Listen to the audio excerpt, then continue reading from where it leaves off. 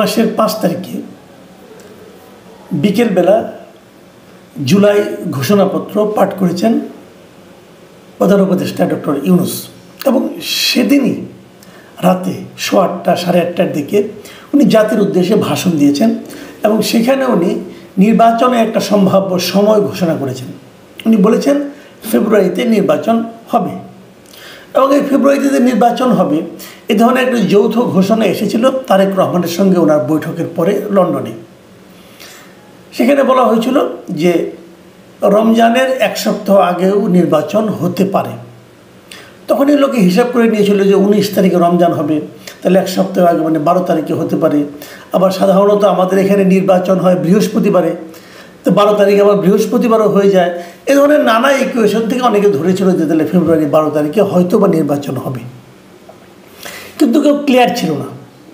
অনেকে এমনও বলা বলি করেছিল যে প্রধান উপদেষ্টা হয়তো একটা থাপথুপ বুঝিয়ে বিএনপিকে শান্ত করল। কিন্তু ৫ তারিখে যখন তিনি ভাষণটা দিলেন জাতির উদ্দেশ্যে তখন বোঝা গেল যে না, প্রধান উপদেষ্টা সিনসিয়ারলি নির্বাচনের কথা বলছেন। প্রধান উপদেষ্টা এরপরে মালয়েশিয়ায় গেলেন, সেখানে যেও কিন্তু উনি ফেব্রুয়ারিতে নির্বাচন হবে এভাবেই দেশ প্রস্তুতি নিচ্ছে এটাও বললেন। এবং ফেব্রুয়ারিতে নির্বাচনের প্রস্তুতি নেওয়ার জন্য ওনার অফিস থেকে নির্বাচন কমিশনকে চিঠিও দেওয়া হলো। নির্বাচন কমিশন সে অনুযায়ী প্রস্তুতিও নেওয়া শুরু করেছে এরই মধ্যে। এখন এরই মধ্যে আমরা দেখলাম মঙ্গলবার দিন গতকাল এনসিপির একজন নেতা নাসিরউদ্দিন পাটোয়ারি তিনি বলেছেন যে ওনার কথাটা আমি হুবহু যদি পড়ি, উনি কী বলেছেন? উনি বলেছেন নির্বাচনের তারিখ ঘোষণা করা হয়েছে ফেব্রুয়ারিতে, নির্বাচন ফেব্রুয়ারিতে হবে না। কেন বাবা হবে না?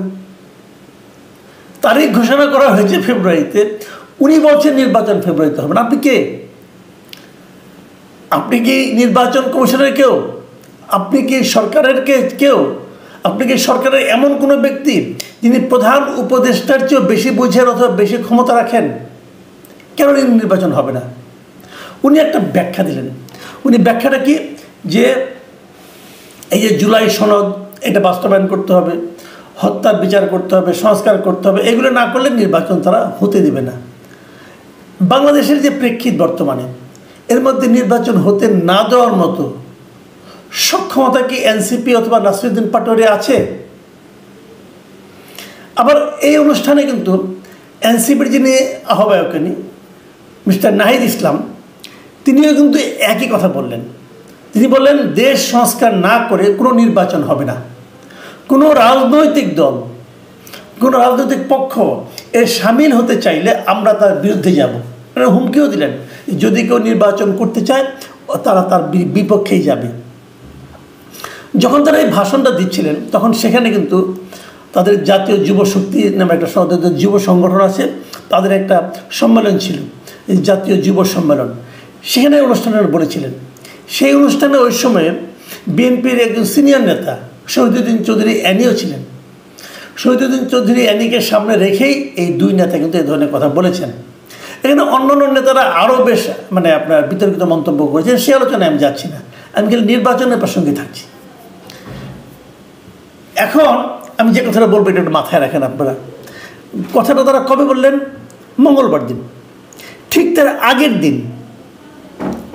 দিন সোমবার দিন ওনারা গিয়েছিলেন মার্কিন দূতাবাসে। মার্কিন দূতাবাসের যিনি ভারপ্রাপ্ত এখন রাষ্ট্রদূত আছেন ট্রেসি অ্যান জ্যাকবসন, তার সঙ্গে ওনারা একটা মিটিং করেছেন এই এনসিপির লিডাররা। এনসিপির লিডারদের মধ্যে কে কে ছিলেন? এই নাহিদ ইসলাম ছিলেন আহ্বায়ক, ওনাদের যে সদস্য সচিব আছেন মিস্টার আখতার হোসেন তিনি ছিলেন, এবং সিনিয়র যুগ্ম সদস্য সচিব ডাক্তার তাসনিম জারা ছিলেন। এই তিনজন ছিলেন। আর ওদিকে ছিলেন ট্রেসি অ্যান জ্যাকবসন ভারপ্রাপ্ত রাষ্ট্রদূত এবং দূতাবাসের যে পলিটিক্যাল কাউন্সিলর এরিক গিলান তারা ছিলেন। তারা এখানে প্রায় 1 ঘন্টা একটা মিটিং করেছেন। মিটিংটা হয়েছে রাষ্ট্রদূতের বাসভবনে। এনসিপির সঙ্গে মার্কিন রাষ্ট্রদূতের বাসভবনে কি মিটিং?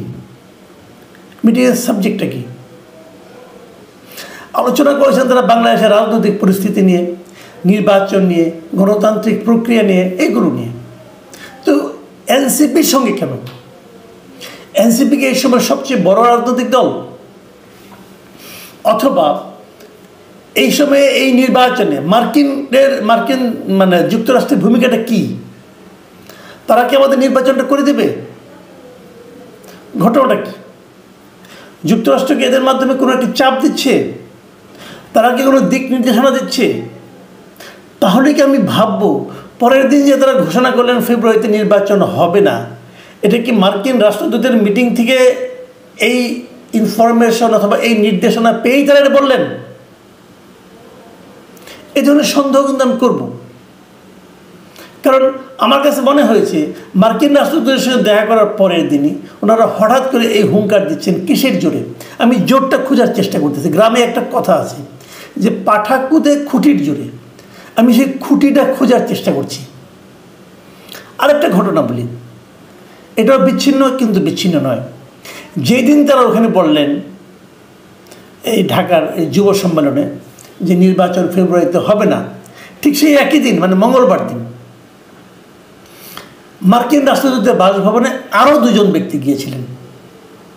এই দুজন ব্যক্তিকে মিস্টার আলী রিয়াজ এবং মিস্টার মনির হায়দার। এরা কারা? আলী রিয়াজ হচ্ছেন যে এই যে আমাদের জাতীয় ঐক্যমত্য কমিশন আছে, মানে যারা সংস্কার করছেন, উনি প্রথমত ছিলেন যে সংবিধান সংস্কার কমিশনের চেয়ারম্যান, এবং সেই সংস্কার রিপোর্টগুলো দেওয়ার পর সবগুলি সংস্কার রিপোর্ট নিয়ে রাজনৈতিক দলের সঙ্গে যে আলোচনা চলছে, যাকে বলা হচ্ছে জাতীয় ঐক্যমত্য কমিশন, সেই ঐক্যমত্য কমিশন কিন্তু এক দফা আলোচনা শেষ করে দিয়েছিল। তারপরে যেন কি হলো তাদের জানি না, তারা আবার 1 মাস সময় বৃদ্ধি করেছেন। এই জাতীয় ঐক্যমত্য কমিশনের উনি হলেন সভাপতিকে এর সভাপতি হলেন ডক্টর ইউনূস। তো ডক্টর ইউনূস তো সব অনুষ্ঠানে থাকেন না, বয়সজনিত কারণে হতে পারে, অন্যান্য ব্যস্ততার কারণে হতে পারে, উনি আসেন না। আলী রিয়াজই ভার্চুয়ালি সভাপতি, উনি সবগুলি মিটিং কন্ডাক্ট করেন, পলিটিক্যাল লিডারের সঙ্গে আলাপ করেন, কখনো বোঝান, কখনো হুমকি দেন। আমাদের পলিটিক্যাল লিডাররা ছাত্র হিসাবে খুব ভালো, এরা কিন্তু অত্যন্ত ধৈর্য নিয়ে। আলী রিয়াজ সাহেব উনি একজন শিক্ষক মানুষ, আমেরিকায় মাস্টারি করেন, আমেরিকার নাগরিকও বটেন, ওখান থেকে এসেছেন আমাদেরকে দেশকে সংস্কার শিখাতে। তো উনি এখান থেকে টিচার মানুষ শিক্ষা দেন, আর আমাদের পলিটিক্যাল লিডাররা বাধ্যগত ছাত্রের মতো সেই শিক্ষা গ্রহণ করেন, চা নাস্তা খান, তারপরে তারা বলেন যে হ্যাঁ আংশিক ঐক্যমত্য হয়েছে, পার্সিয়াল হয়েছে, আবার হবে, আবার বসতে হবে, নোট অফ ডিসেন্ট দিয়েছে কেউ, এগুলো নানা রকম আলোচনা হয়, আমরা মাসখানেক ধরে দেখলাম। তো সেই আলী রিয়াজ গেলেন মার্কিন রাষ্ট্রদূতের সঙ্গে, ভারপ্রাপ্ত রাষ্ট্রদূতের সঙ্গে দেখা করতে, এই ট্রেসি অ্যান্ড জ্যাকবসনের সঙ্গে। কবে? মঙ্গলবার দিন। মানে আগের দিন গেলেন এনসিপি, পরের দিন গেলেন এই জাতীয় ঐক্যমত্য কমিশনের সহসভাপতি, এবং ওনার সঙ্গে ছিলেন এই কমিশনের সদস্য এবং প্রধান উপদেষ্টার বিশেষ সহকারী মনির হায়দার।